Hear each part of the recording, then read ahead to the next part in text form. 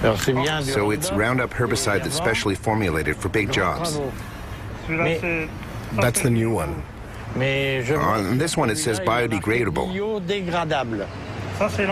That's the old one. It doesn't say biodegradable anymore, so it must no longer be biodegradable. It's the same product. I imagine they don't have the right to say it anymore. It must not really be biodegradable. Be careful not to spray it in my face. Oh, I'm not a murderer. Well, I'm sure these Roundup-ready soybeans are ready to harvest today. They're probably about, I'm going to say about 11.5% moisture, so they're perfect for harvest. First heard about Roundup-ready soybeans in a farm magazine about 8 years ago, and it seemed like a neat innovation. The soybean has a protein genetically inserted into the plant, and its resistance of Roundup. The Roundup is sprayed on the plants. There's some definite advantages. If you look at my field here, you don't see weeds. When label directions are carefully followed, Roundup is not harmful to humans, animals, or their environment. Copyright Monsanto, made in Belgium. If you see any snails, don't spray them because they'll be inedible.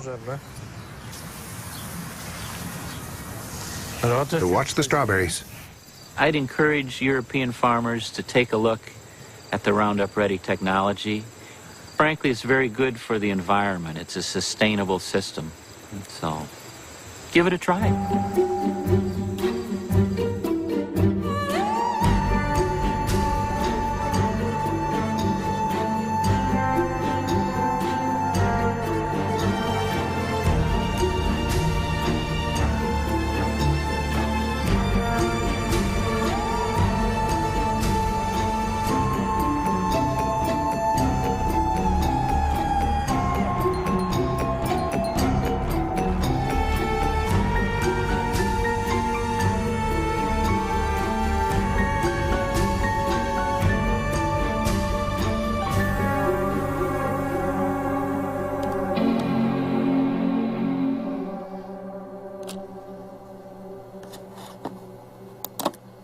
Monsanto.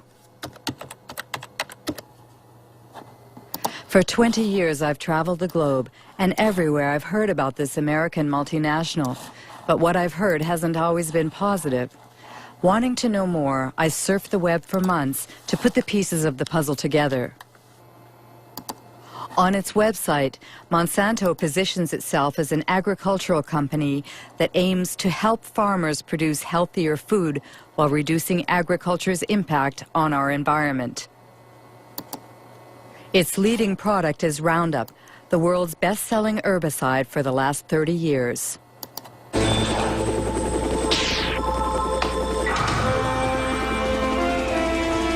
One shot, all it takes for weeds, Roundup. Monsanto is also the world leader in biotechnology. 90% of the GMOs grown on the planet belong to them. Most of them have been genetically modified to resist the application of Roundup, like Roundup-ready soybeans.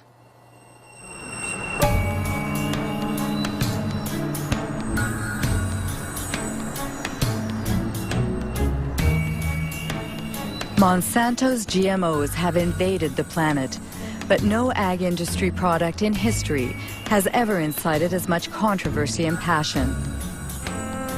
Why? What's at stake with GMOs? And could the company's past shed some light on what the company is or claims to be today? Founded in St. Louis, Missouri in 1901, it was not always an agricultural company. It was one of the largest chemical companies of the 20th century. Chemistry is working for you, and very likely Monsanto is working for you. Monsanto, where creative chemistry works wonders for you. The wonders boasted about in this commercial made Monsanto one of the most controversial companies in the industrial era. Agent Orange, aspartame, bovine growth hormone, PCBs. These chemically created oils used worldwide as coolants and lubricants in electrical equipment were the jewels in Monsanto's crown for over 50 years.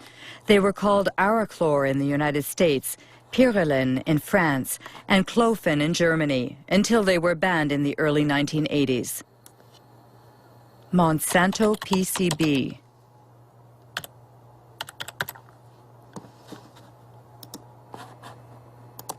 A Washington Post article from 2002.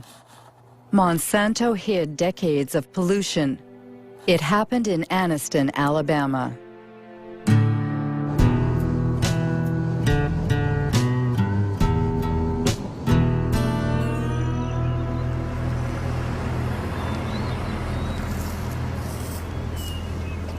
Terry was my baby brother. He died in 1971. From a cancer of the brains, or a tumor of the brains, cancer of the lungs, and hurries of the heart. He was 16. In the last 3 years, I have lost more friends. They died from illnesses, cancer, sugar diabetes, hepatitis, all these different ailments that comes with PCBs, and they have been related to PCB. This is Monsanto Road.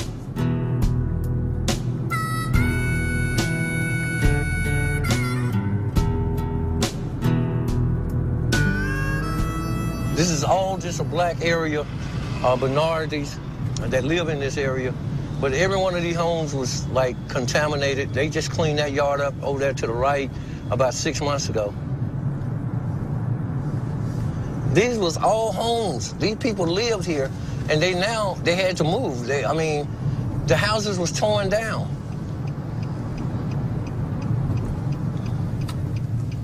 My brother fell dead right around the house. This is the house I was raised in.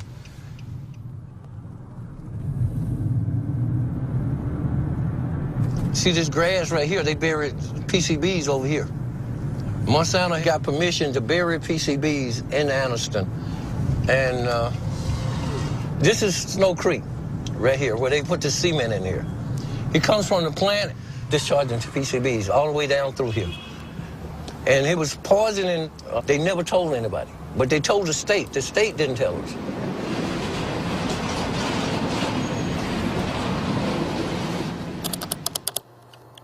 PCB Monsanto knew, but what exactly did they know? An environmental organization in Washington, D.C., headed by Ken Cook, has put internal Monsanto files online. Most of them are classified confidential.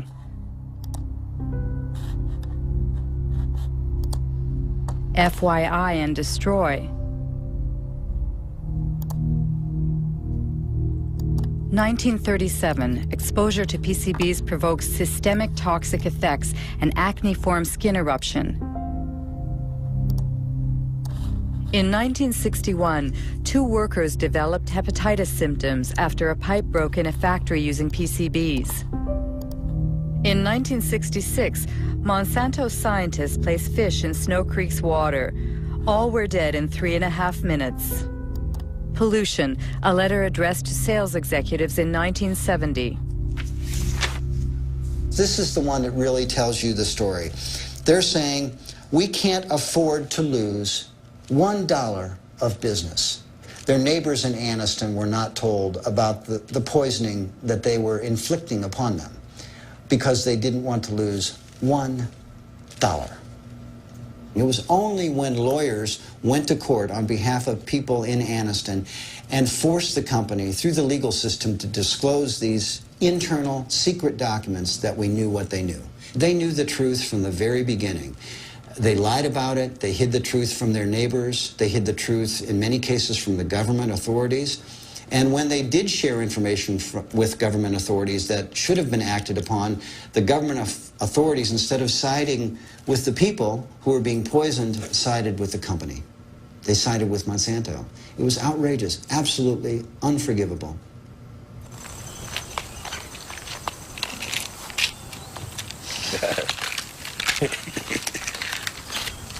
Oh, these are all your medicines? Yeah. Well, no, that ain't all of it. I got some more here. How much you have in you? 63.8 in the blood. In the blood. If they took a fatty biopsy of him now, he probably would top the scales of about 3,000 or 4,000 parts per billion or more. And which is the level acceptable? I mean, acceptable is 2 parts per billion. That's the standard all around the world. But these people, we have more in our bloods and in our body than actually anywhere else in the world. It's usual here to speak about his PCB level. We all talks about it because it became a household word now.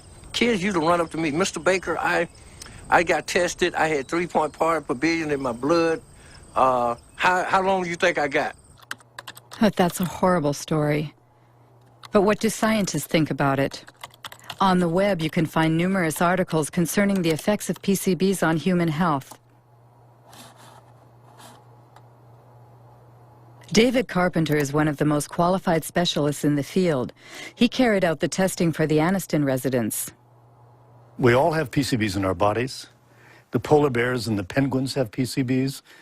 And what has happened is in the past, there were a few sites where PCBs were released, but over time, they've gone into the air, they've gone into the water, they've transported, so the whole world is now contaminated with PCBs. The issue is that many diseases are caused by PCB exposure. The one everyone knows about is cancer.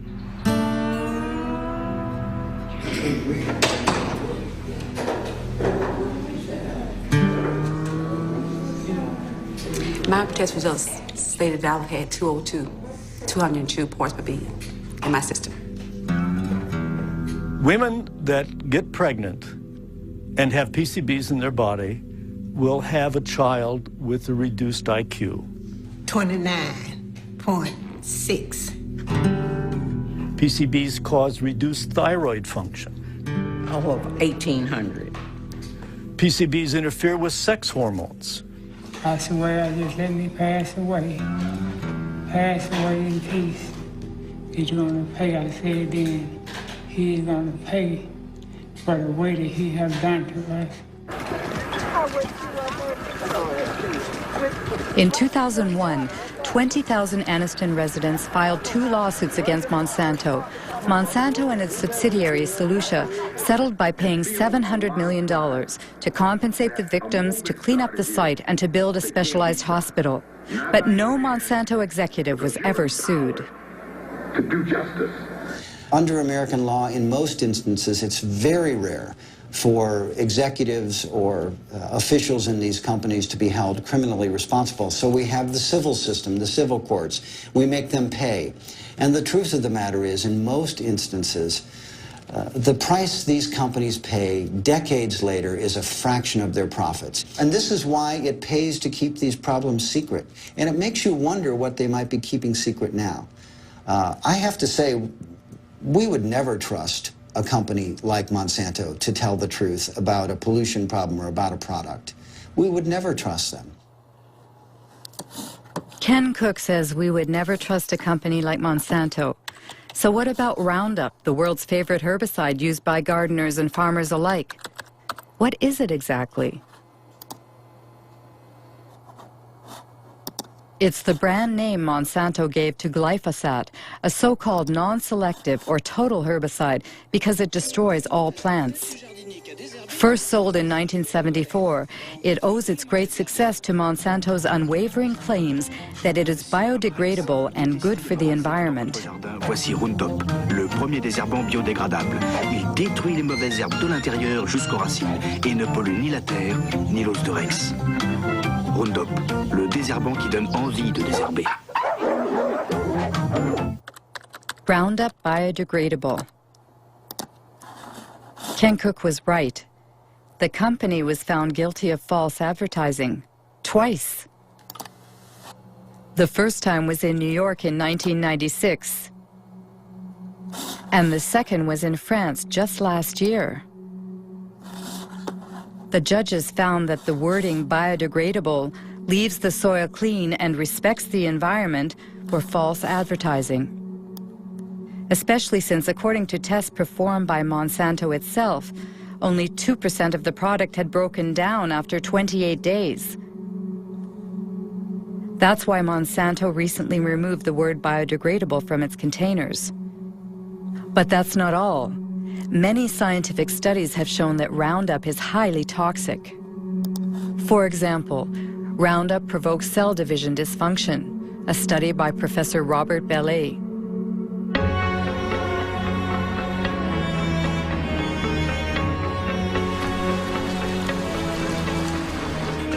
Professor Bellet works for the National Center for Scientific Research and the Pierre and Marie Curie Institute in France.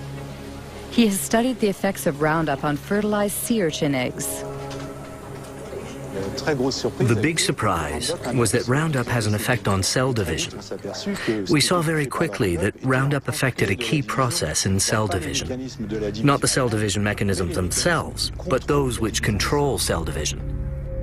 You have to understand how cells become cancerous. In the beginning, all cells are benign, and then at a certain point, modifications take place in the cells that make them unstable from a genetic point of view.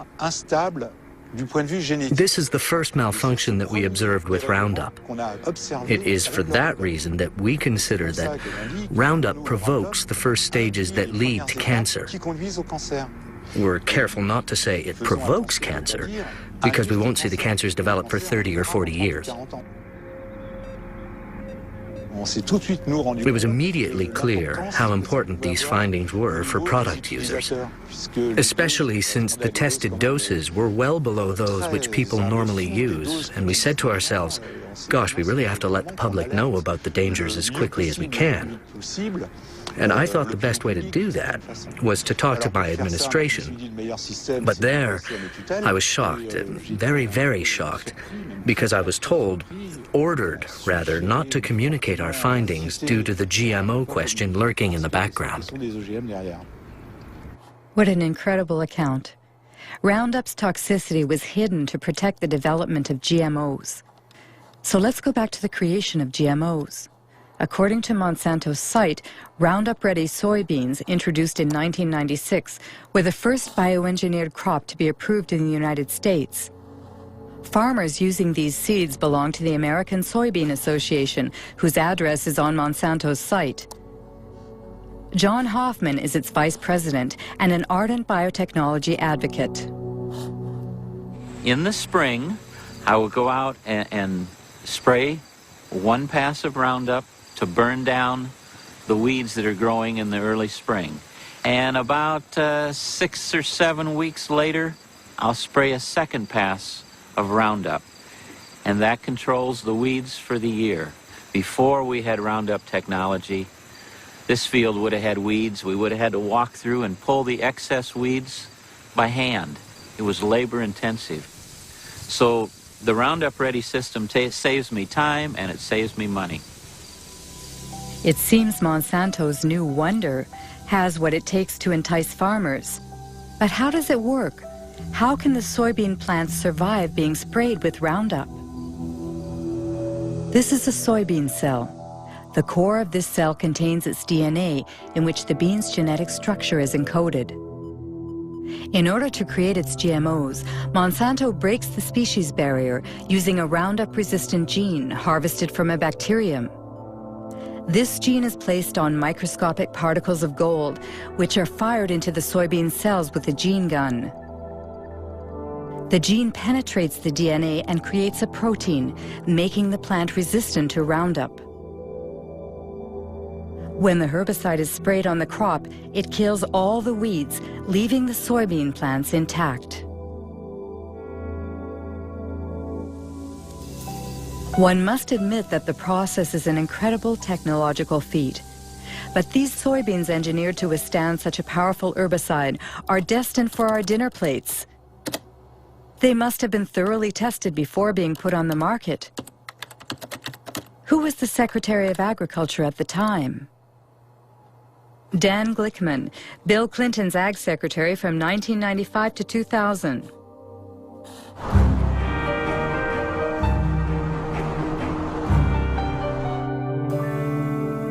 What I found in the early years I was involved in the regulation of biotechnology, that there was a general feeling in agribusiness and inside our government in the U.S. that if you weren't marching lockstep forward in favor of rapid approvals of biotech products, rapid approvals of GMO crops, then somehow you were anti-science and anti-progress. Well, I think that, frankly, there were a lot of folks in industrial agriculture who didn't want as much analysis as probably we should have had because they had made a huge amount of investments in the product. I mean, I think that, and certainly when I became secretary, given the fact that I was in charge of the department regulating agriculture, I had a lot of pressure on me not to push the issue too far, so to speak.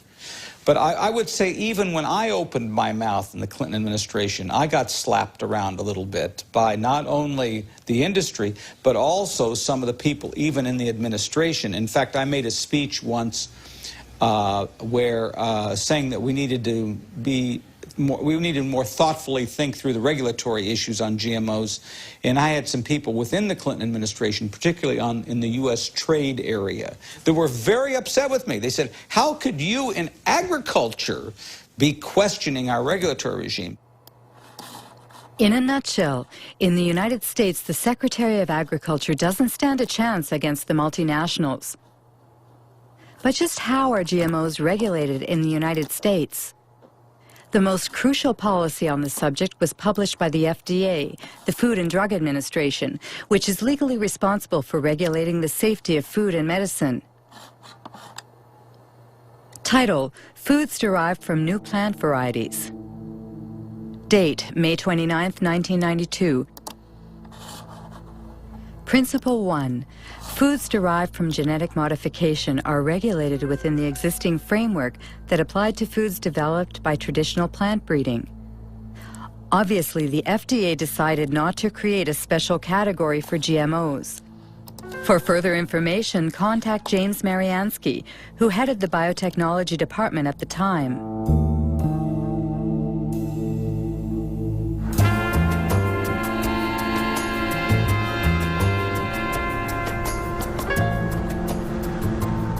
Basically, the government had taken a decision that it would not create new laws, that it felt there were already sufficient laws in place that had enough authority for the agencies to deal with new technologies.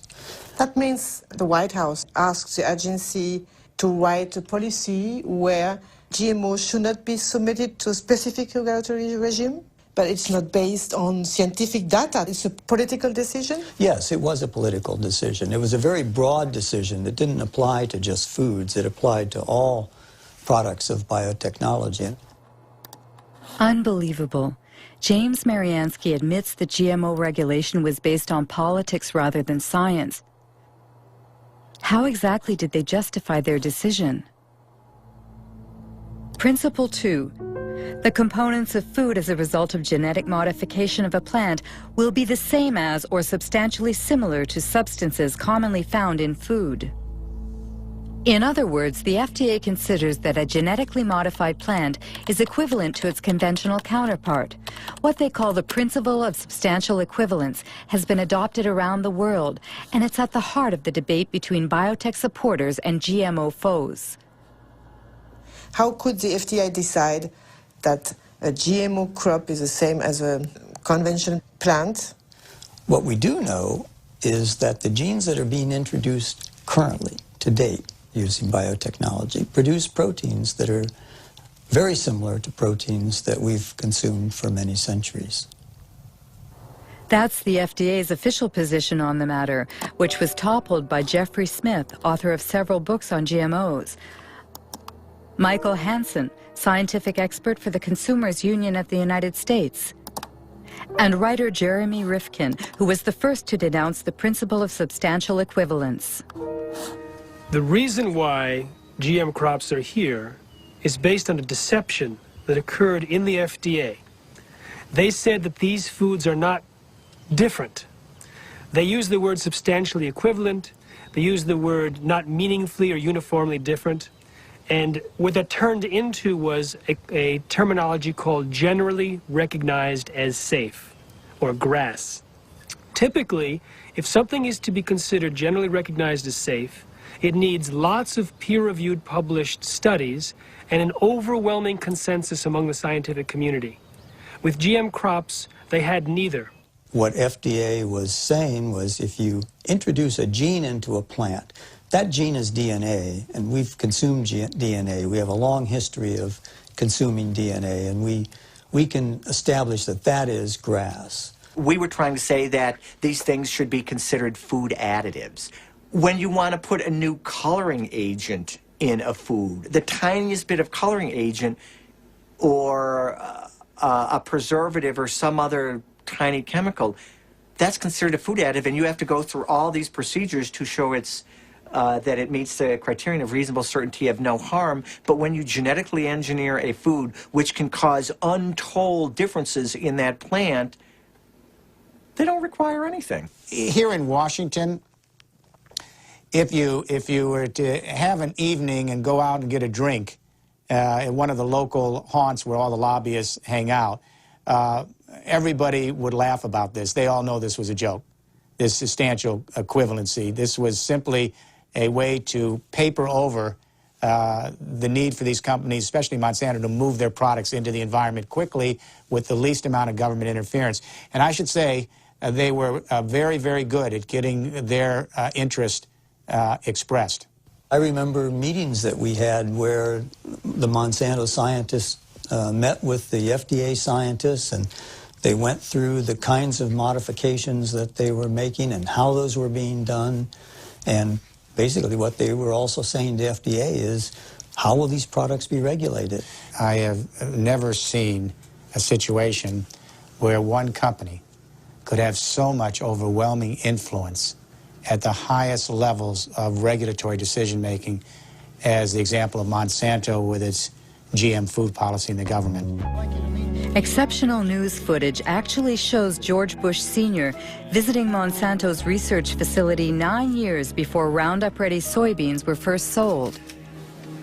What I'd like to do today is show you some of the steps we go through when we're moving genes from one organism into another. And you'll actually be doing the very little manipulations we do in the laboratory, where we take DNA, cut it apart, mix different pieces together, and then rejoin them, splice them back together. This tube contains DNA that was made from a bacterium. DNA would look the same whether it was from a plant or What an are we animal. saying here? Oh, I see. And this will lead you to do what? To have a stronger plant, or a plant that's resists herbicide? In this case, it resists the herbicide. I see. We have a fabulous herbicide. This is a chemical that will... When George Bush Sr. toured the company's headquarters, he was Ronald Reagan's vice president, and deregulation was this Republican administration's watchword. The intention was to boost industry by eliminating what White House hardliners called bureaucratic hurdles, like health and environmental safety testing, which were Monsanto's key problems. We have before USDA right now a request to test this for the first time on a farm in Illinois this year. And Get hallucinating about it, we'll lose another year. Yes, And then the expense goes out and nothing happens because you can't do it. Yeah, and I would say, quite frankly, we have no complaint about the way USDA is handling it. They're going through an orderly process. They're making sure that as they deal with these new things, they do them properly. And now, if we're waiting until September and we don't have our authorization, we may say something different. Call me. We're in a dereg business. In 1988, when George Bush Sr. was elected President of the United States, Dan Quayle became the new Vice President. 4 years later, he announced the American policy concerning GMOs, drafted just as Monsanto had wanted. We are taking this step as part of the President's Regulatory Relief Initiative, now in its second phase. The United States is already the world leader in biotechnology, and we want to keep it that way. In 1991 alone, it was a $4 billion industry.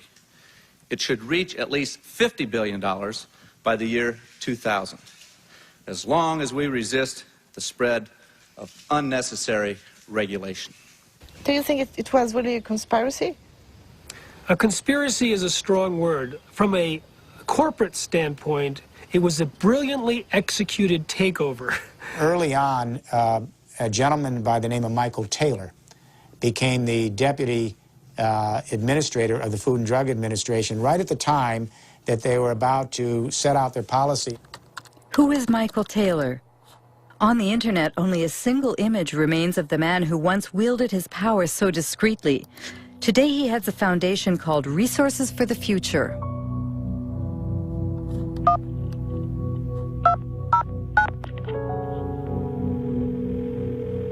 Hello, Marie-Monique speaking. Hello, it's Mike Taylor. My questions are about your role. I mean, when you were working at the FDA, before being hired by the FDA, you worked as an attorney for Monsanto during 7 years, didn't you? Well, I was a partner in a law firm of which Monsanto was a client. And I worked on some Monsanto matters, yes. And apparently, if I understood well what I read, the FDA created a new position for you, Deputy Commissioner for Policy? Well, because there was a special need at that time at the FDA because of the new GMOs? It had nothing to do with GMOs. Nothing at all to do with GMOs. I wasn't the author of these policies, but that's just false. He moved over to the FDA in July of 1991. Up until that time, he was at a law firm called King & Spalding. His personal clients included not only Monsanto, but the International Food Biotechnology Council. And he had drafted for them a proposal for how they would like to see genetically engineered foods regulated. And if you look at the proposal that was written for IFBC, that was Michael Taylor's, with the final one that was published, it looks very, very similar. So if he didn't write it, it looks like somebody took what he wrote and changed it slightly for the policy. Mr. Taylor was the deputy commissioner at the time, and he provided the leadership for the project and served as the chief, the sort of the lead policy person in terms of making sure that the project got done. So Monsanto played that game very well, both the political game and the regulatory game. They played a key role in bovine growth hormone in getting that thing approved, and also in how genetic engineering was dealt with. Michael Hansen has just mentioned bovine growth hormone. What's that? It's a transgenic hormone that's injected into cows, increasing dairy production by 20%. It would be an understatement to say that it had critics. The hormone threatens our health. Deadly poison. Manipulation. Call RBGH for a recombinant bovine growth hormone. Monsanto began selling it to dairy farmers in 1994 under the brand name Posilac.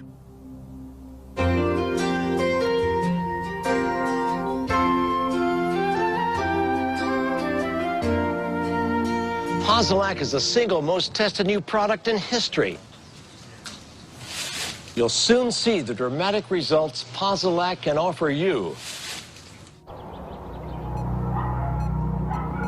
In 1985, Monsanto submitted Posilac to the FDA for market approval.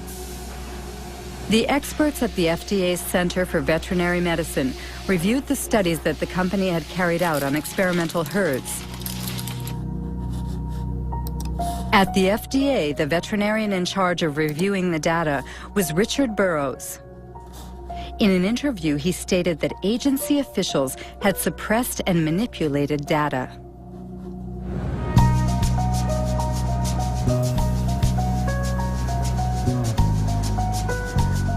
The data that they came in with lacked a lot of insight into the dairy industry. They didn't ask crucial questions about these diseases, and that is mastitis, which is infection of the mammary gland, and reproductive problems. So when the first data came in and that was missing, I said, all right, guys, you need to go back and get information. So that set it back probably 2 or 3 years. Did you warn the FDA about your concerns? They pretty much just sidetracked me. They pulled in, my boss pulled in other people that were closer to him, and I saw less and less of the data. Even the things I had asked for to be done, I didn't, like the mastitis studies, I never really got to see a lot of that because they figured, well, if you're in the way, we'll get you out of the way. So they sidetracked me. Eventually I was fired. One day I was escorted to the door and told that was it. I was done. Have you been threatened? Yes, mainly by the lawyers for Monsanto, because when I was going for my appeal, they told my lawyer that if I went in and revealed any company secrets in my defense, that they would sue me. In the end, the FDA was forced to reinstate this conscientious veterinarian. He eventually resigned, disheartened. On the internet, there's also talk about files that were stolen from the FDA and sent to Dr. Samuel Epstein, who heads the Cancer Prevention Coalition.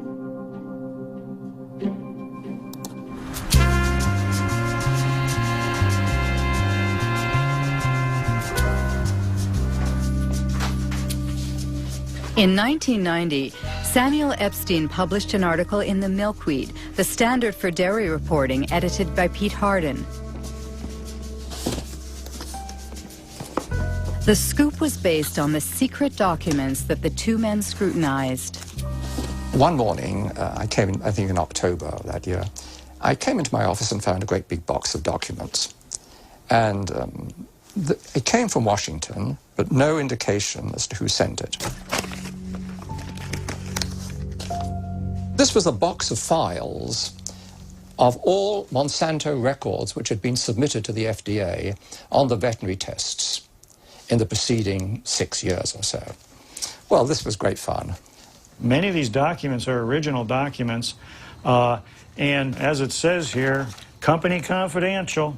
It contains confidential information which may not be reproduced, revealed to unauthorized persons, or sent outside the company without proper authorization. As an investigative journalist, that's the kind of stuff I like to report.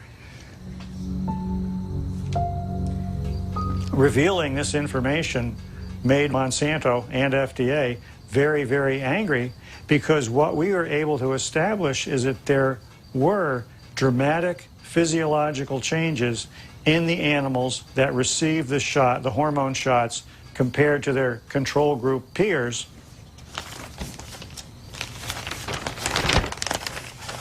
For example, we see the ovaries of the cows receiving the synthetic hormone in the different treatment groups were, for the right ovaries, 34% larger, 42% larger, and 44% larger. Elsewhere in the stolen files, it shows how there were severe problems with the reproduction of these treated animals. The data is conclusive. We provided the data, the raw data, and summary data, is peer-reviewed data not done by us, to support the submission. Every health authority who has looked at bovine somatotropin has found that it is completely safe for consumers. For Monsanto, the hormone is not only safe, it is actually beneficial for consumers. Because the chemical composition of the milk is not altered as a result of Posilac, the manufacturing and taste properties do not change. It's untrue or a lie, whatever adjective you want to use. It's a very different product. It's a very, very different product in many, many ways.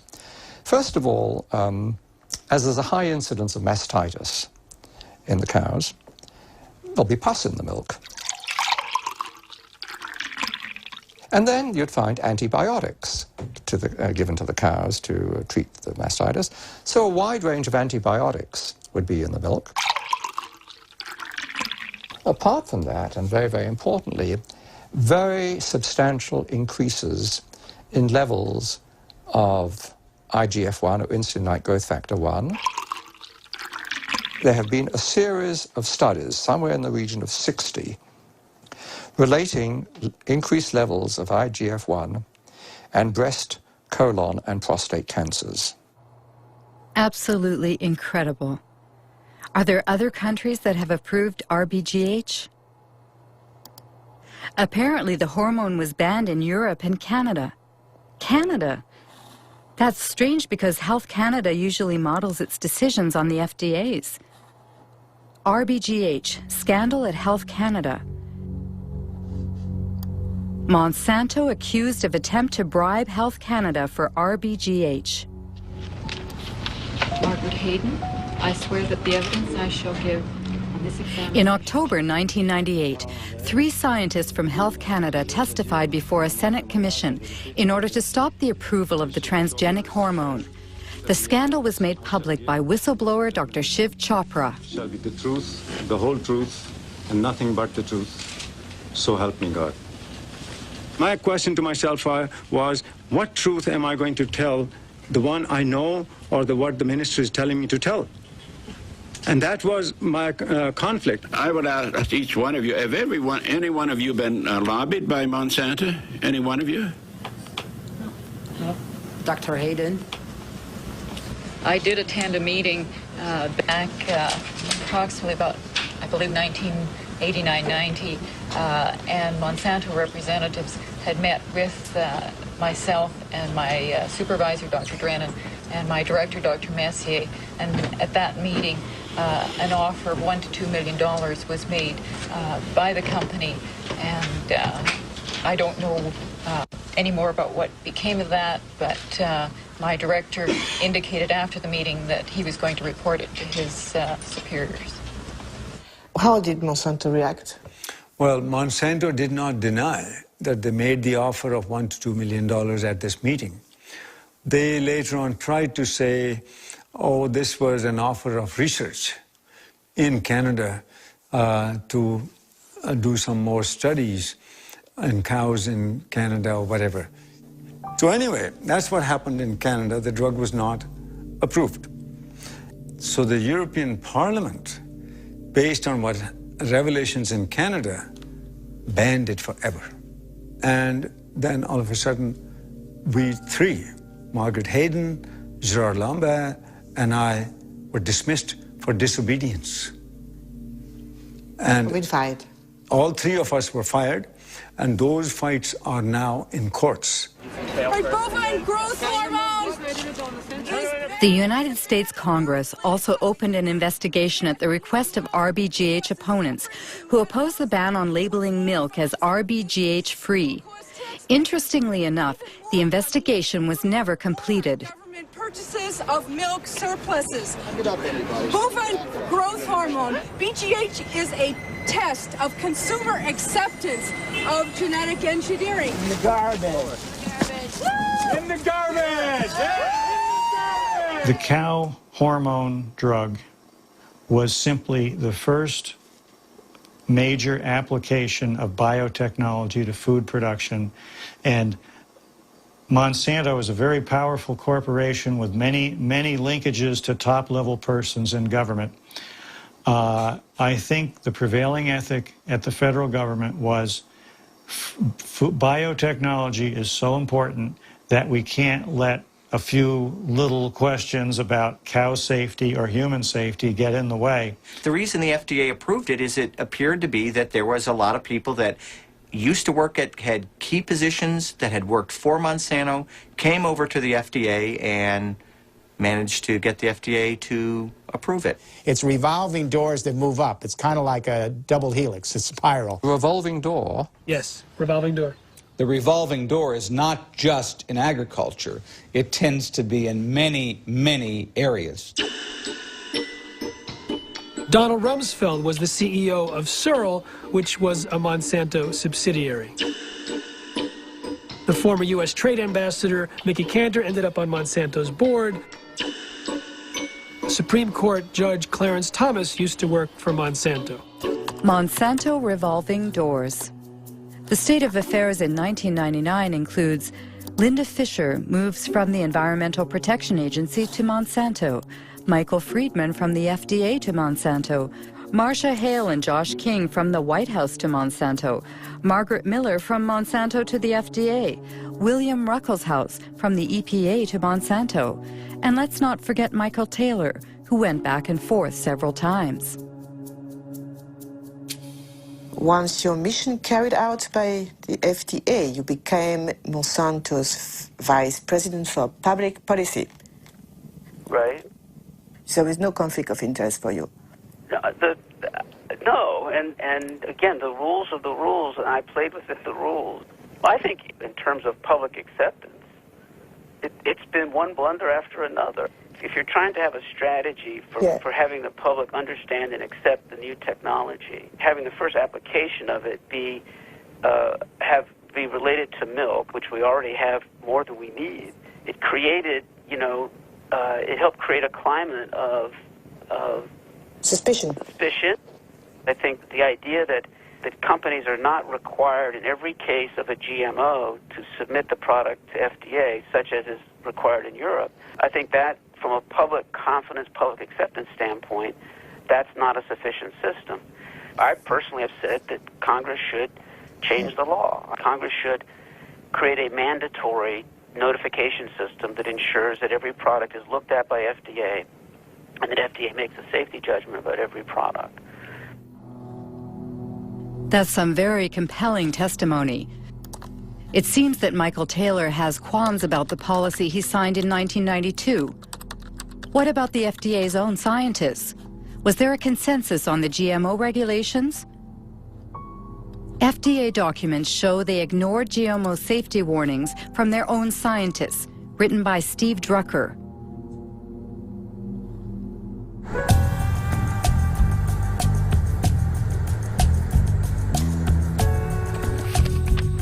Lawyer Stephen Drucker represents a coalition of nonprofit associations.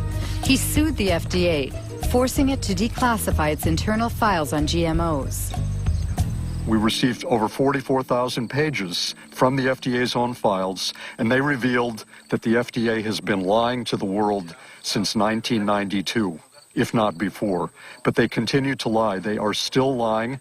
They claim that there's an overwhelming consensus in the scientific community that genetically engineered foods are as safe as their conventionally produced counterparts. And they claim that there has been sufficient data to back up this consensus. Both of those claims are blatant lies. There are several examples. For instance, Dr. Louis Priebel of the FDA's microbiology group wrote, quote, "There's a profound difference between the types of unexpected effects from traditional breeding and genetic engineering," unquote. Then Dr. Priebel added in his memo that some of the aspects of genetic engineering may be more hazardous. The concern expressed by the FDA's various scientific experts was so clear and unmistakable that the FDA official whose job it was to track and summarize the scientists' input, Dr. Linda Call, wrote a memo to the FDA biotechnology coordinator, Dr. James Mariansky. According to the internal FDA's files, which have been declassified now, there were many in-house critics, among the scientists of the FDA, about the proposed policy. I have, for instance, a memorandum sent to you by Linda Call. Right. She stated, "The processes of genetic engineering and traditional breeding are different. Traditional breeding are different, and according to the technical experts in the agency, they lead to different risks." Different risks.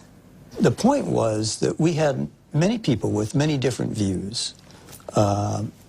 Linda Call, of course, wrote that in her memo, but in fact, when we finished the policy, all the scientists agreed with the policy. Now, FDA, of course, looked at the use of genetic engineering and has no information that simply the use of the techniques creates products that differ in safety or quality. Even before the consistent warnings in the memos from the FDA's own scientists, the FDA had very clear warning because the very first genetically engineered food supplement that came to market in the United States caused a major epidemic. Do you remember what happened in 1989 with L-tryptophan? Do you remember? Yes. It was a bioengineered amino acid. We know very well what's amino acid and... Right. That killed dozens of people and made hundreds and hundreds sick. It caused an epidemic of an unusual disease called EMS. Right. And how many people died? Right, but we have many... 37, and more than 1,000 people disabled. You remember? I do remember. And you said, according to FDA administrative record, we do not yet know the cause of EMS, nor can we rule out the engineering of the organism. Did you say that? That I read? Yes. Amazing. James Mariansky can't rule out the possibility that it's the genetic manipulation itself that triggers unexpected side effects. But he did nothing. Have any independent scientists investigated this question, which is crucial for consumers? Arpad Pusztai, world-renowned scientist, lost his job when he warned about GE Foods. 1998.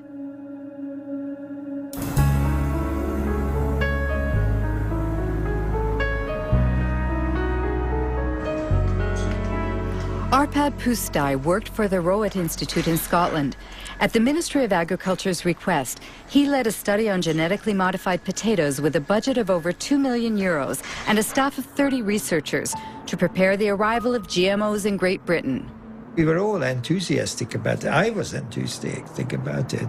The ministry thought that if we did this study, looking at all aspects, then it would be an endorsement of GM. And when they introduce it, they would say that the foremost laboratory in Europe, nutritional laboratory, had looked at them and they found them all right. Arpad Pusztai specializes in lectins. These proteins function as an insecticide protecting plants against aphids. Rowett scientists had created potatoes that were resistant to aphids and into which they introduced a snowdrop gene, which produces the lectin in question. Beforehand, they verified that in their naturally occurring state, lectins themselves do not pose a health risk. The genetically modified potatoes were tested on rats. It had twofold effects. First, it started to increase a proliferative response in the gut. And that you don't like because this is possibly, I'm not saying that it is cancerous, but what it does, it can have an adjuvant effect on any chemically induced tumor. The other thing is the immune system was certainly got into high gear. And that was, we don't know whether it's good or bad, but it certainly did recognize the GM potatoes as alien.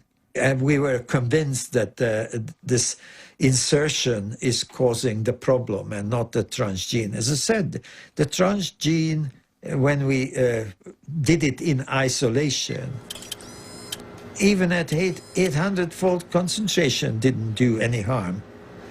It was a very important point because the American FDA is going on by about a neutral technology.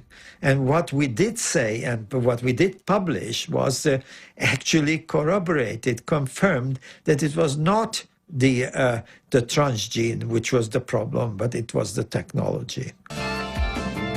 While the first shipments of genetically modified soybeans were arriving in Great Britain, Arpad Pusztai's superiors authorized him to be interviewed by the BBC. As a scientist actively working on the field, I find that it's very, very unfair to use our fellow citizens as guinea pigs. They will never forgive me for that.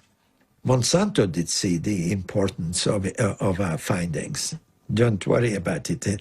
Even before the broadcast went out, they already knew because the Scottish Crop Research Institute did get a lot of money from Monsanto, and they were not slow to understand the implications. The day after the interview's broadcast, Arpad Pusztai was fired and the research team dismantled. Dr. Stanley Ewan was in charge of evaluating the impact of GM potatoes on the rat's internal organs. He no longer has any illusions about scientific independence. I was extremely, well, angry and very, very concerned. It's like your whole world is disappearing under your feet. What's going on? But you see, they start to discredit Stanley as well. It's not just Arpad and me. Stanley was made to retire and he was discredited at the university.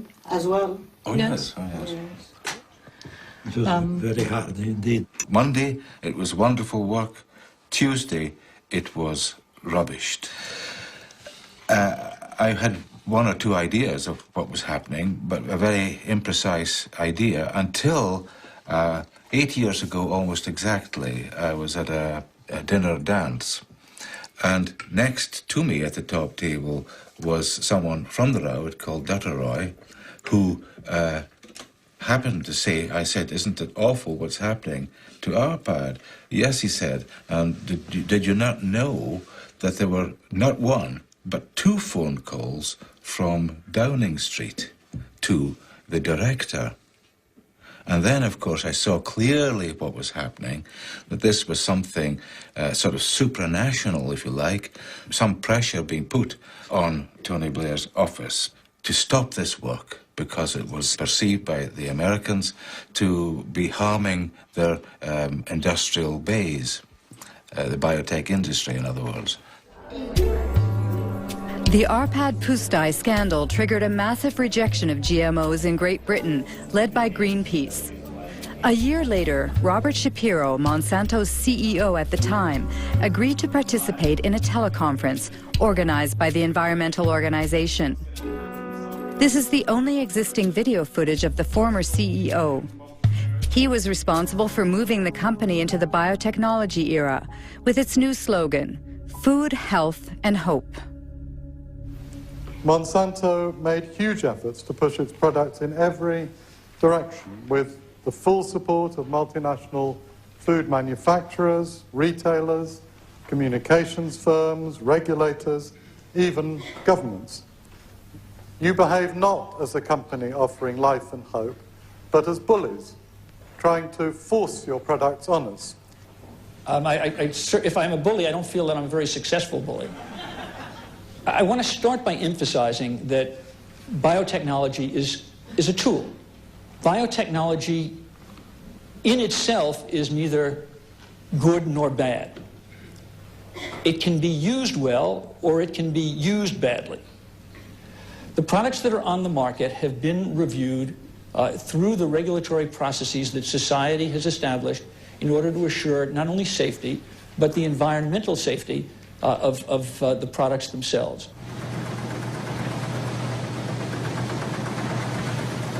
After 10 years on the market, Roundup-ready soybeans account for 90% of all the soybeans grown in the U.S. In fact, 70% of the food in American stores contains bioengineered elements. Unlike Europe, consumers cannot make an informed decision because GM labeling is forbidden, a direct consequence of the principle of substantial equivalence. You know, I've got a soybean in my hand here, and I can eat this soybean. It's very safe, very safe. I think FDA is confident that the soybean, in terms of food safety, is as safe as other varieties of soybean. How is the FDA confident about that? It's based on all the data that the company provided to FDA that was reviewed by FDA scientists. And so it's not in the company's interest to try to design a study in some way that would mask results. How can James Mariansky be so sure? If I type in Monsanto falsified scientific studies, I get 174,000 hits. Among them, a report from the EPA of the United States. Monsanto accused of falsifying studies concerning the carcinogenicity of dioxin.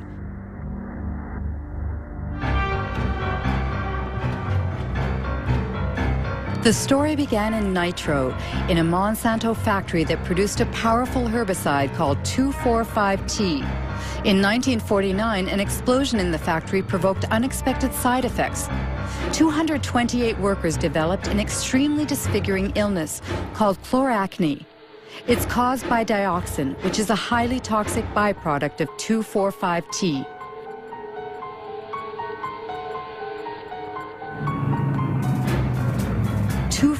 T was the main ingredient in Agent Orange, the defoliant used by the U.S. Army during the Vietnam War. During the war, 40 million liters of Agent Orange, containing 400 kilograms of pure dioxin, were sprayed on trees in southern Vietnam. 3 million people were contaminated, including thousands of American soldiers. Even some 40 years after the end of the war, dioxin continues to claim more victims. We know today that this poison provokes cancer and serious genetic malfunctions.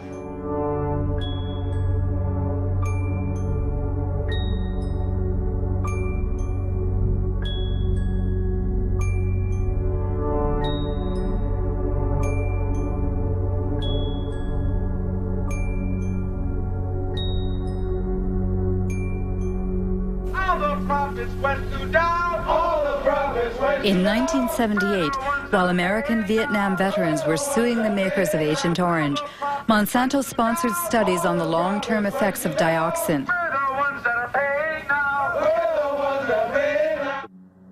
The company paid scientists to compare the health of workers who had been exposed during the nitro plant's accident 30 years prior to the health of non-exposed workers.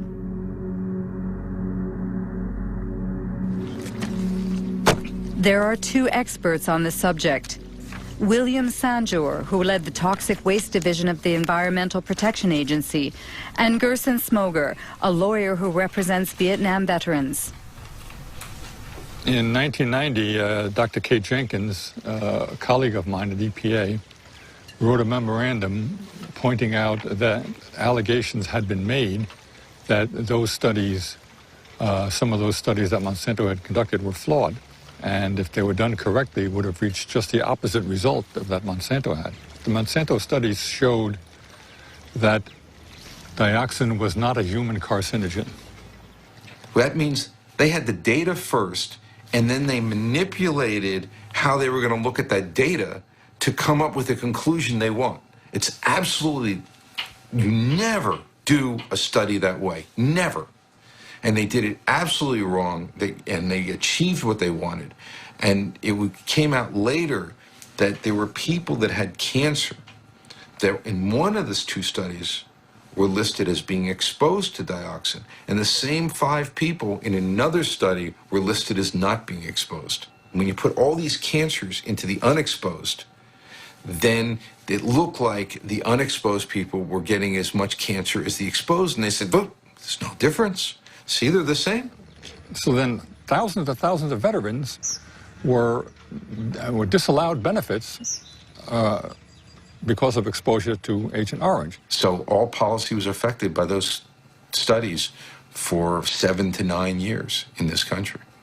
Being a good scientist and a good EPA employee, and someone, by the way, who was quite fearless, Kate Jenkins wrote a memorandum to the EPA Science Advisory Board asking them to review these 2 studies to see if they were correctly done. The fact is, there was no investigation of Monsanto. It didn't exist. Nobody investigated those studies. Nobody, period. What they investigated was Kate Jenkins, the whistleblower. They made her life a hell. They harassed her. They changed her jobs. They persecuted the poor woman.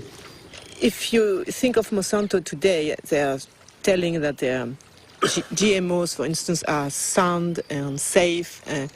Do you trust the company? I wouldn't believe the word that company says, nothing. I might trust some independent source who investigated their claims, depending on who that independent source was and how good they are and how independent they are. Precisely.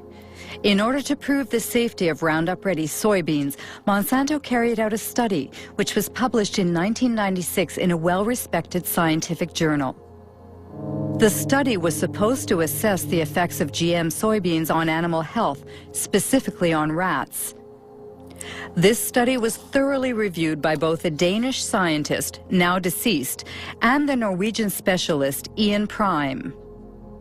I'm afraid to say, value this study very poorly indeed. It's very disappointing, very disappointing.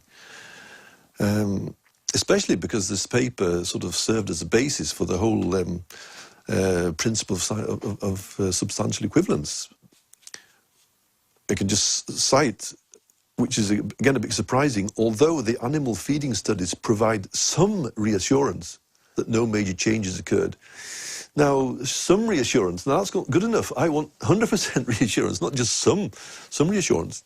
They talk, for example, about the, on page 723, except for the darker brown colour, livers appeared normal at necropsy. I mean, you can't do that without looking inside. You have to look at the content inside the liver, taking sections, showing under the microscope that there is no difference. They've used, for example, older rats. Obviously, again, if you want to avoid any problems, okay, use an adult. But if you want to see if any changes are evident, then you should use younger individuals, of course. In some ways, you can say it's bad science because a lot of the data that they should have shown isn't shown.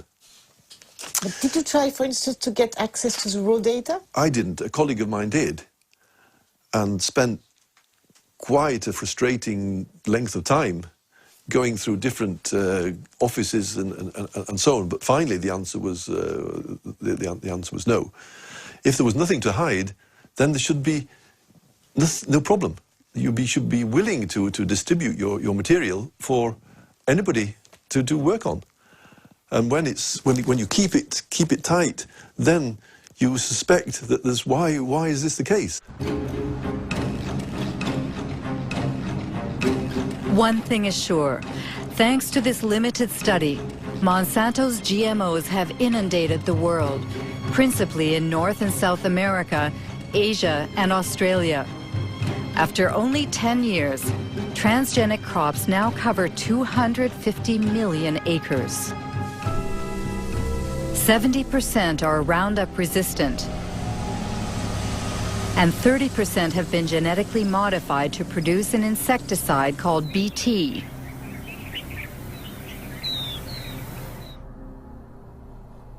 Since 2001, the company has published a yearly document titled the Pledge Report, a kind of ethics statement in which Monsanto tries to justify its business practices. At the heart of the opposition to GMOs is the subject of patents. This is what Monsanto calls their intellectual property, which are supposed to protect their investment. In North America, every farmer who buys bioengineered seeds must sign a technology agreement in which the farmer promises to respect the company's patent on the modified gene. Biotech crops are protected by U.S. patent law. And so I may not in any way save seed to replant the following year. It's something that is a protection for Monsanto, for biotech companies, because they literally invest millions and millions of dollars to produce this new technology. And how can Monsanto know that someone, for instance, replant harvested seeds?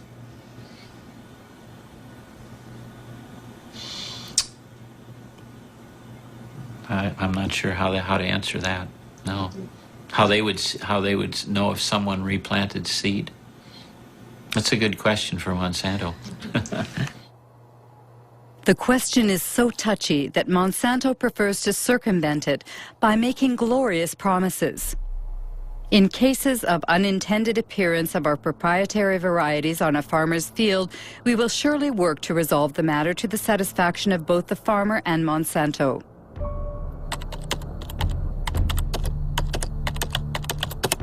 The reality seems much less idyllic. The Center for Food Safety in Washington, D.C. published a study on farmers sued by Monsanto for having not respected its seed patents. It found at least 100 lawsuits and many bankruptcies. Among the victims, Troy Rush, an Indiana farmer.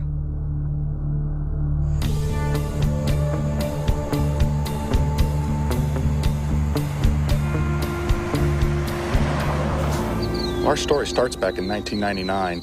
A gentleman, and I use that term loosely, showed up at my mother and father's farm, and he claimed to be a private investigator hired by Monsanto. And he was out investigating farmers saving their own seed, and asked us, he'd come right out and ask us if we had saved their seed. And we told him no, we had not, and offered up our herbicide purchases and seed purchases, all the receipts and everything. Told him where everything was purchased so he could go check it out for himself. He declined that offer. And what occurred is then they sued us. Monsanto filed a lawsuit against myself, my father, and my two brothers. And Monsanto presented us with documents that they claimed were samples taken from our farms. To obtain those samples, Monsanto had to have trespassed upon our land without our permission and stole those samples. That year, I recall we had 492 acres of Roundup Ready soybeans. And they were grown under contract for a company for seed. And the contract was very specific. It spelled out the specific fields, so it wasn't a problem in isolating those fields. Everybody knew it. And why did you settle out of court with Monsanto? Well, after 2.5 years of this, the family was just destroyed. The stress involved in this, I mean, they're in essence threatening 5 generations of work. And if they would to prevail in something like this, it's all gone. They take it all away. They take it all away. Good morning. Morning, sir. How are you this morning, Troy? I'm well. How are you, David? Still surviving? Good. Troy Roush and David Runyon grow conventional soybeans.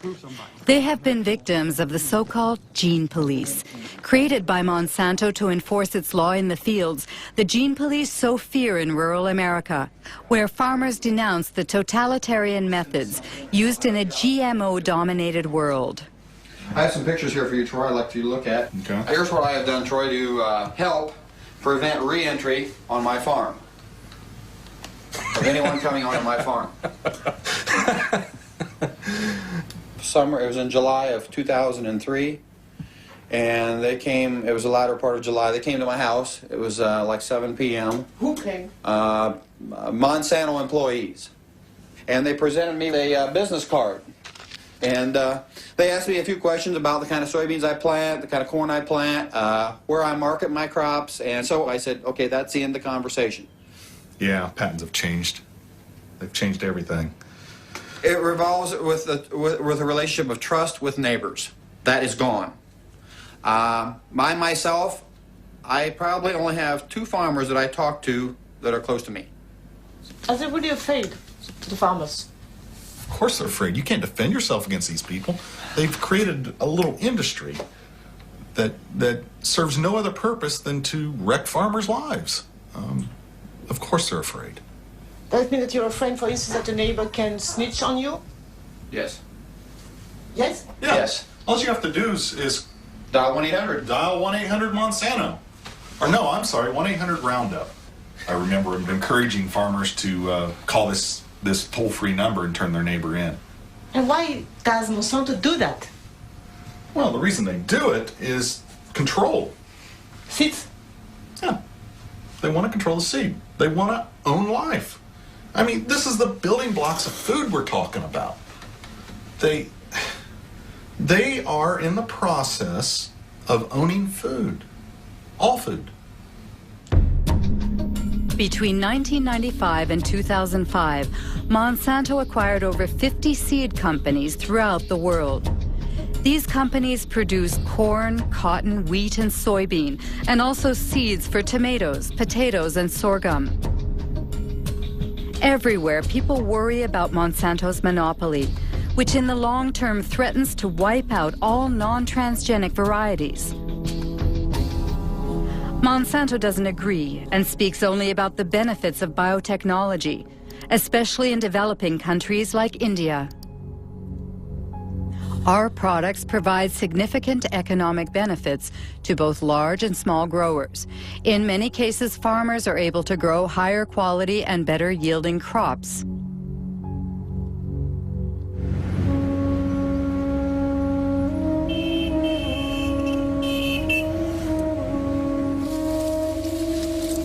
India is the world's third largest cotton producer.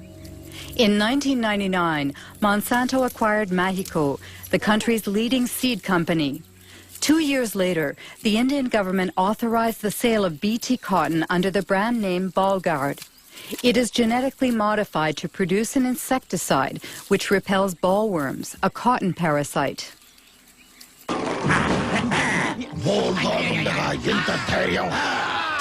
బోల్గాడ్తో రాత్రి పగలు రక్షణ చూశారా బోల్గాడ్ శక్తి యొక్క వాగ్దానం spray తక్కువ లాభం ఎక్కువ బోల్గాడ్ ప్రతి విత్తనాలు కాయదుర్చు పురుగులతో పోరాడే శక్తి. Since 2001, Kiran Sakari and Abdul Gayam have been closely following the transgenic cotton grown by small farmers in the Warangal district. Every year, the two agronomists publish a report comparing bioengineered cotton with conventional cotton in terms of yields and production costs. In 2006, the harvest was ravaged by a disease that affects transgenic cotton. This is a Ballguard field. We can see some of the rhizoctonia affected plants. You see, if you remove the bark of a healthy plant, it won't be like this, like threads. See, it's a classic example of rhizoctonia infestation. The farmers, they said they have never seen that. And when we were doing our study from 2001, we have noted this disease on very few samples in the BT cotton only. And as the time passed, the spread was seen more and more in the BT fields as well as some non-BT fields also. But I personally feel that there might be some interaction, undesirable interaction between the host plant where the gene was introduced and the gene which is carrying the BT. And that has introduced the weakness in the plant to not to resist this rhizoctonia. I have seen the website of the Monsanto. BT cotton reduces 78% of the pesticide reduction, pesticide consumption, and it gives to 30% better yields. But it's an utter flop. After 90 days, invariably you have to spray for bollworms, even on BT cotton. How do you explain that so many farmers are buying BT seeds? See, presently the option is is getting narrower and narrower to the farmer. During the current season, even farmer wanted to go for non-BT. There was no non-BT hybrid seed available in the market.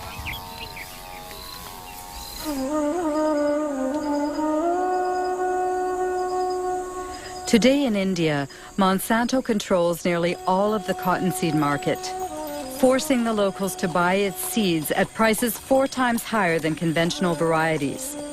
Small farmers must turn to moneylenders who charge high interest rates. If the harvest is poor, it means bankruptcy, a vicious circle which is decimating Indian villages.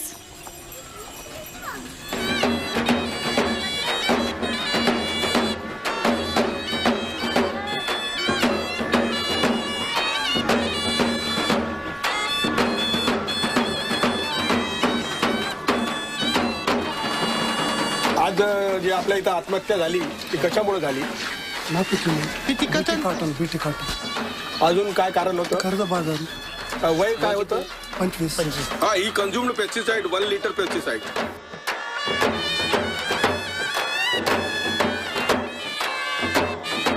पहिला decide आहे का? नाही. याचा किती झाला?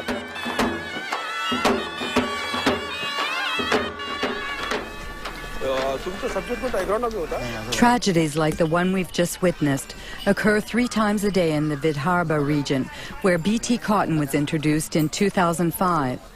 Of course, cotton farmers committing suicide is not new in India, but the GM crops are causing it to skyrocket.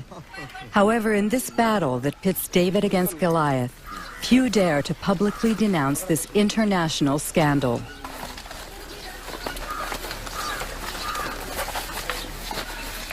This is Vidarbha's rice growing belt. So if you see, the minimum suicides are there. But this is the cotton growing area. The result of the BT cotton is the first year 600 suicides from June 2005 to June 2006.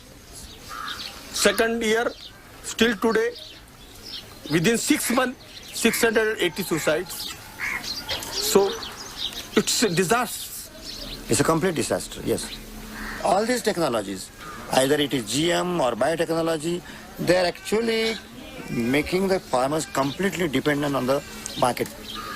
Because not only that you have to pay more for the seed procurement, but you have to fertilize it. And this very claim that no spraying is required, no pesticide required, is also false.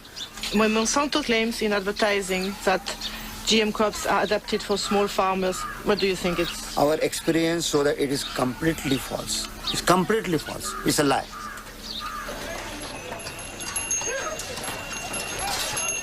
On this day in December of 2006, a revolt was brewing in the largest cotton market in the state of Maharashtra. 3 days later, riots broke out and dozens of small farmers, including Kishore Tiwari, were arrested. बहुत कम भाव में ले रहे माल और काश्तकार करके परेशान हो रहे। तुमचं किती आहे बेटा कर्ज? 32,000 rupees a day. तुमचं 60,000 rupees a day. तुमचं 50,000 rupees a day. 20,000 rupees a day. 50,000 rupees a day. 15,000 rupees a day. किती लोकांना बीटी लावायचं नाही पुढच्या हातवर? सर्व. They don't want to go for the BT.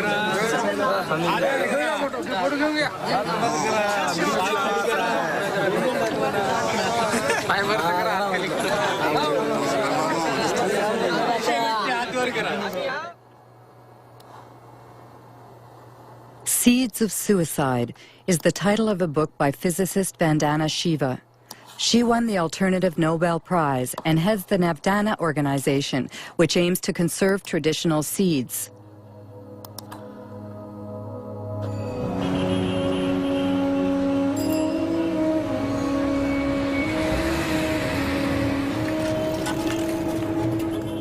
In the beginning, Vandana Shiva's battle was against the first Green Revolution, which brought industrial agriculture to India in the 1960s. Today, she denounces what she calls the second Green Revolution, that of GMOs protected by patents. The difference is that the first Green Revolution was public sector driven. It was driven by government agencies. The government agencies control the research. In the case of the second Green Revolution, it is driven by Monsanto. It is a Monsanto-driven revolution. The second big difference is that the first Green Revolution did have a hidden objective of selling more chemicals. But its first objective was providing food. It was food security. And yes, they grew less pulses, they grew less oilseeds, but they did grow more rice and wheat. It fed people. The second Green Revolution has nothing to do with food security. It's not about food security. It is about returns to Monsanto's profits. That's all it is about. They've always said genetic engineering is the way to get to patenting, but patenting is the real aim. If you look at Monsanto's research agenda, they are testing at this point something like 20 crops with BT genes in them. There's nothing they're leaving untouched. The mustard, the okra, the brinjal, the rice, the cauliflower. Once they have established the norm that seed can be owned as their property, royalties can be collected, we will depend on them for every seed we grow, of every crop we grow. If they control seed, they control food, they know it, it's strategic, it's more powerful than bombs, it's more powerful than guns. This is the best way to control the populations of the world. Monsanto responds to Ms. Shiva's persuasive argument by brandishing its pledge: integrity, dialogue, transparency, and sharing. We want to participate constructively in the process by which societies around the world try to develop good answers to those questions. Are the products going to be safe for the environment? How are they going to affect biodiversity? How are they going to affect other plants and insects and birds? What about outcrossing of genes? What happens if genes do outcross into wild species? To me, that means, among other things, listening carefully and respectfully to all points of view. Despite Robert Shapiro's placid demeanor, he has just touched on a subject that greatly troubles GMO opponents, transgenic contamination, which Monsanto prefers to call an adventitious presence that's part of the natural order. According to a study led by Berkeley professor Dr. Ignacio Chapela, GMOs have already contaminated Mexican corn. But when the scientific journal Nature published the study's findings, it triggered a violent controversy.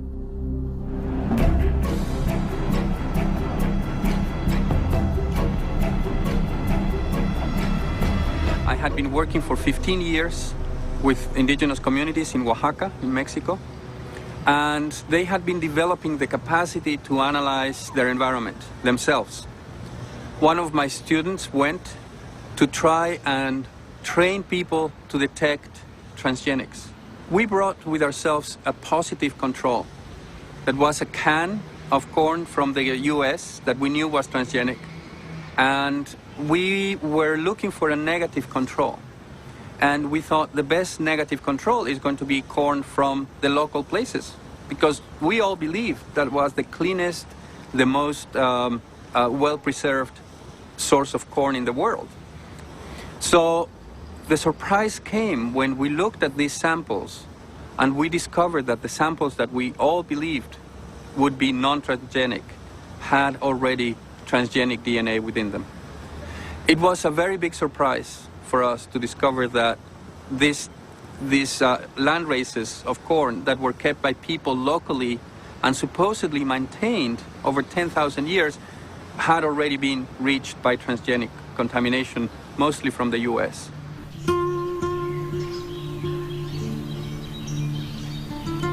Mexico is the center of origin for corn. More than 150 local corn varieties can be found in just the southern region of Oaxaca. This extensive biodiversity is a treasure, the world's genetic reservoir of corn. Millions of Mexican farmers have maintained it for thousands of years. This corn is for the family? Yes, only for the family. We use it to make tortillas. This year is a good size, so we'll save it as seed for next year's planting. You don't buy your seeds? No. You exchange them? Yes, it's our ancient barter system.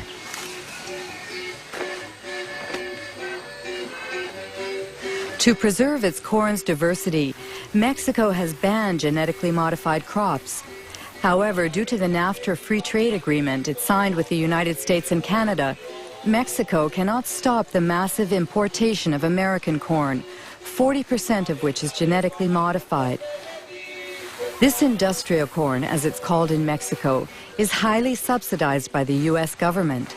So on local markets, it costs half as much as traditional Mexican corn.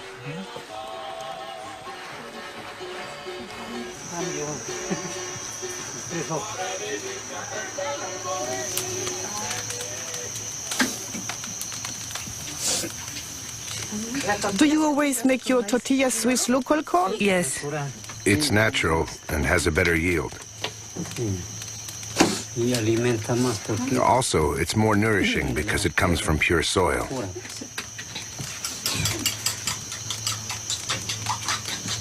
That's blue corn. In the past, my ancestors only planted this kind of corn.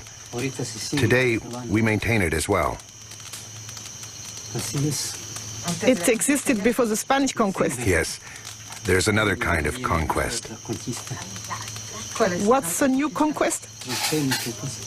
It's the transgenic conquest that wants to destroy everything by making local corn disappear so that their industrial corn can dominate.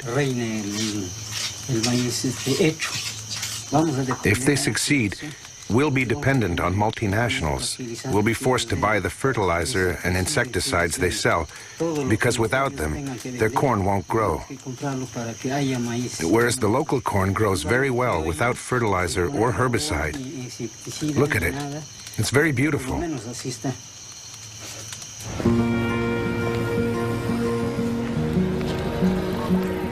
Ignacio Chapela's article provoked a violent reaction in Mexico. Since then, the National Ecology Institute has confirmed the contamination of Mexican corn. Roundup Ready and Bt genes have been found in corn from 5 regions of the country. What would happen if bioengineered corn crossed with traditional land races? Dr. Alberas Buya led a study using a local flower. She inserted the same gene in several specimens and then observed their growth. We observed that 2 plants, strictly identical from a genetic point of view, in other words, they both have the same genome, the same chromosomes and the same transgene. The only difference is that the transgene is located in different places. And well, once they grew, these plants presented a phenotype. That is to say, flower shapes that were very different. Some have flowers that are identical to their natural counterparts, like here, 4 petals with 4 sepals, but others have abnormal flowers with abnormal hair or strange petals. In addition, some are completely monstrous. The only difference in all of these plants is the location of the transgene, which was inserted randomly. Why is that worrisome? In Mexico, once the transgenic corn seeds have been released into the environment, it's very likely that the transgenes will insert themselves into the genomes of the local Mexican varieties. It's an unavoidable phenomenon, because corn plants cross naturally by wind-blown pollen. Given that, we fear that the genetic resources of traditional corn will be uncontrollably affected.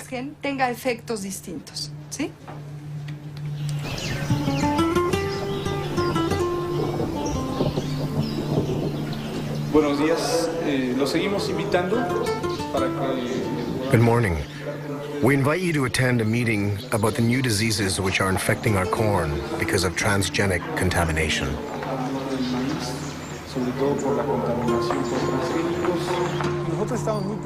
Aldo heads an organization of indigenous people. For 2 years, he's been leading an information campaign in Oaxaca communities, where Elena Alberas' fears have already been confirmed in the fields.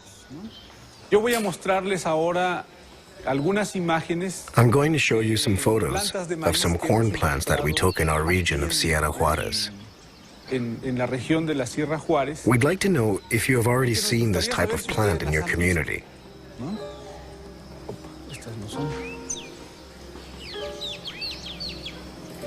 Aquí en esta imagen, por ejemplo, podemos ver. You can see that some very strange things are going on. This plant, for example, has a branch here and another one there. Normally, a corn plant is not like that. There is always only 1 ear per leaf. But look here. There are 3 ears coming out of the same leaf. They are really monsters. We sent a plant sample to a biotech lab to see if maybe it contained genetically modified genes. Unfortunately, the test came out positive. Usually, we see these types of plants along the roadside or in people's yards. It's possible that people buy corn in the shop and they drop some kernels while walking. Some kernels germinate. This is how traditional corn became contaminated.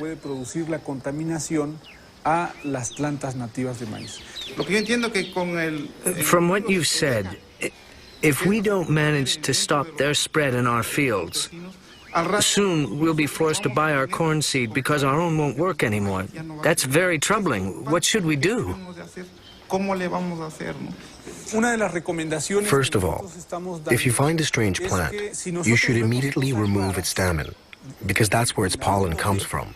In any case, you must be very vigilant in monitoring your plants.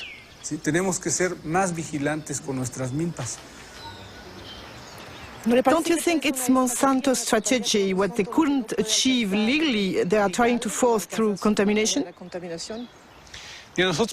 Yes, we end up wondering if the contamination wasn't intentional. If the center of origin of corn becomes contaminated, the rest of the planet could follow. Contamination only benefits multinationals like Monsanto. How did Monsanto react to Ignacio Chapella's study on Mexican corn contamination? Monsanto's Dirty Tricks campaign against fired Berkeley professor Ignacio Chapella. An article by Jonathan Matthews, who heads GM Watch, a GMO information service based in southern England.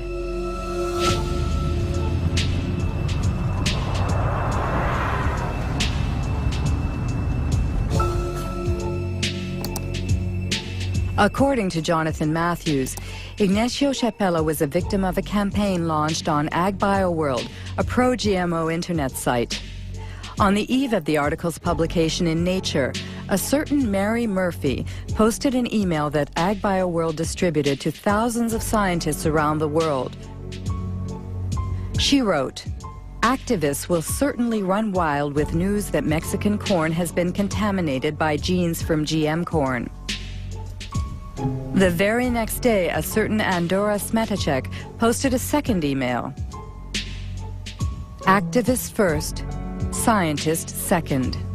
It's totally a smear campaign, and this is what happens over the first couple of days. You get Murphy and Smetacek coming in, then others come in and they say, we have to campaign on this, we have to inundate Nature, we have to go to the editor of the journal and we have to say this research isn't valid. Smetacek and Murphy, we'd been tracking them for some time and trying to work out who they were. In the case of Smetacek, we could look at the technical headers on the email. It says received from, and then we've got an internet protocol address. If we go off to a website registration site, now all we have to do is just to copy that IP address, organization name, Monsanto company, and based in St. Louis.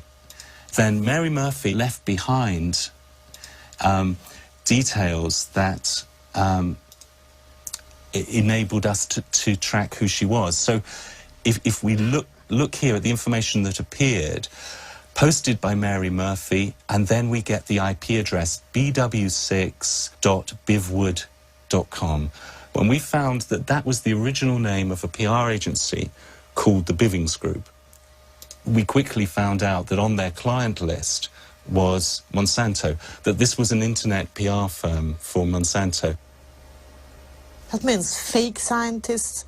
What dirty tricks? Yeah, no, we're talking very dirty tricks here. Yeah, I mean, there's no ethics at all in what's going on here. It shows an organization that is determined to push its products into countries around the world, and it's determined to destroy the reputation of anybody who stands in their way.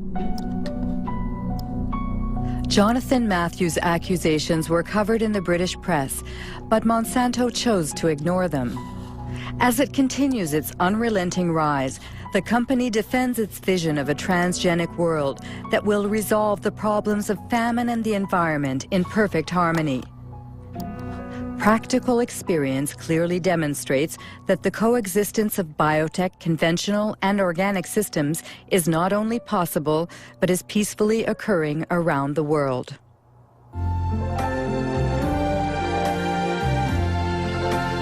I see trees of green. Imagine mundo que preserve a natureza, o ar, os rios, onde a gente possa produzir mais com menos agrotóxicos, sem desmatar as florestas. Você pensa num mundo com transgênicos.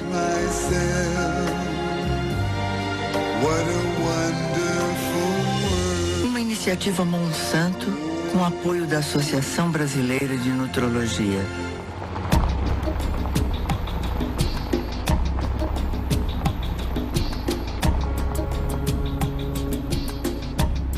A transgenic world already exists in South America, where 100 million acres of Roundup-ready soybeans were planted in 2007. Their conquest started 10 years ago in Argentina, the only country to have officially authorized transgenic crops. Since then, GMOs have mysteriously spread to neighboring countries, like Brazil and Paraguay seen here. In 2005, Paraguay finally legalized these smuggled crops to save their soybean exports to Europe, where labeling GMOs is obligatory. In reality, for the Ministry of Agriculture, the deed had already been done. We had to authorize GMO seeds because they had already entered our country in a, let's say, unorthodox way. Do you know how transgenic seeds entered the country? Through the black market or smuggling? We don't speak about the black market, but about the blank sack, because these are the seed sacks that have no official markings. Did Monsanto play a role in this seed contraband?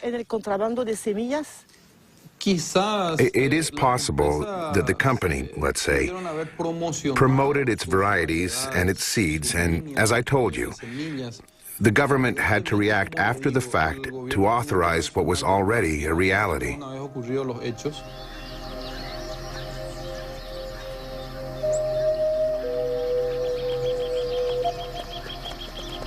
Whatever the origin, contraband has been profitable for Monsanto. As soon as the crops were legalized, the company obtained the right to collect royalties on each ton of soybeans the country produced. Just like in Brazil. Since then, there has been no let-up in Paraguay's deforestation and the expulsion of many small farmers who refuse to relinquish their small plots of land. Jorge Galeano leads a small farmers organization which is fighting against the progression of what he calls the green desert. What we have here is an example of a GM extension of soybeans. In fact, it's a monocrop that destroys everything in its path. Before here, there were fields containing everything that a family needed to live. Plants, trees, manioc, corn. Do you think that a GM crop can coexist with the crops of the small farmers? No, we are sure it can't. There are two incompatible models that can't coexist. It's a silent war that eliminates communities and families of small farmers. In addition, it destroys the biodiversity of the countryside. It brings death, poverty, and illness, as well as the destruction of the natural resources that help us live.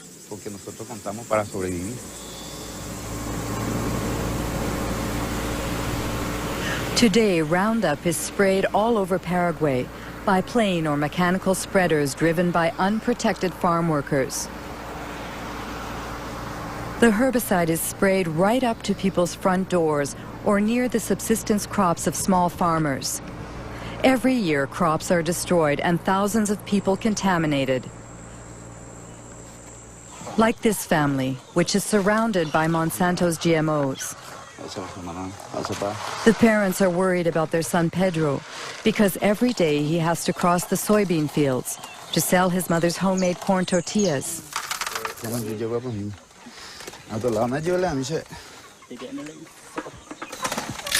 How long has he had that? It started 15 days ago. It started on his foot and then it spread. That's how it starts.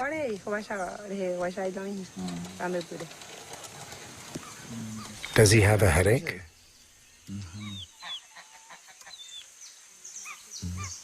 Is he eating? Very little. Today he didn't want to eat what I prepared for him. He only drank a little fruit juice. And his brother? He eats better, but it's difficult.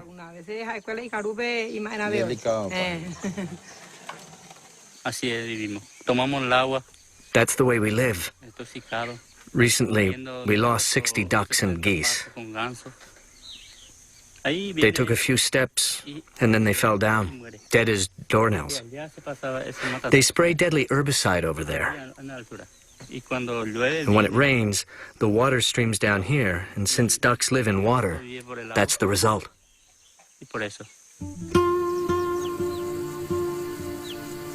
In Paraguay, 70% of the farmland is owned by only 2% of the population. With GMOs, the concentration is increasing. 3/4 of the soybean producers are foreigners staking claims for this new green gold. The ban on animal-based feed after the mad cow epidemic and the recent biofuel craze have caused soy prices to soar, triggering a rush to round up ready crops. According to the last census in Paraguay, each year 100,000 people leave rural areas to live in urban slums. An estimated 70% flee Monsanto's genetically modified soybeans, which are destined to feed Europe's chickens, cows, and pigs. We are going to talk about the production model of GM soybeans promoted by Monsanto.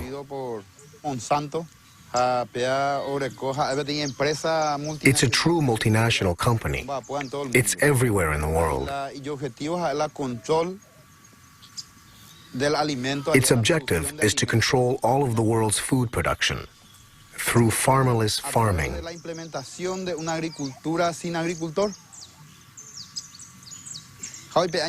The result is that Monsanto is depriving us of our food sovereignty, of our ability to feed ourselves without depending on anyone else. That is why we say that we must fight for our independence, for our land. We must defend our communities, our families, and our country. In my case, my family lives in the city, but I don't want to go there.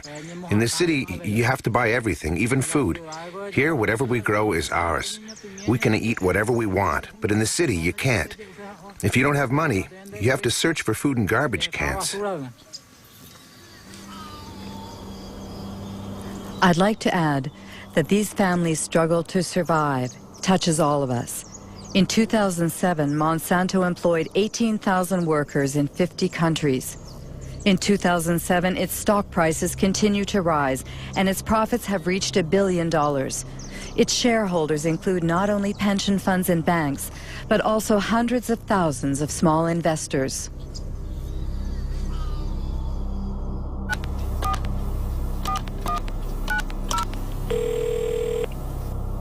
Chris Horner. Hello, Christopher Horner. I'm Marie-Monique Robin from France. Yeah, we appreciate your persistence in asking, but we've had several conversations internally about this and have not changed our position. So there's no reason for us to participate. Our suspicion is that it would not be positive.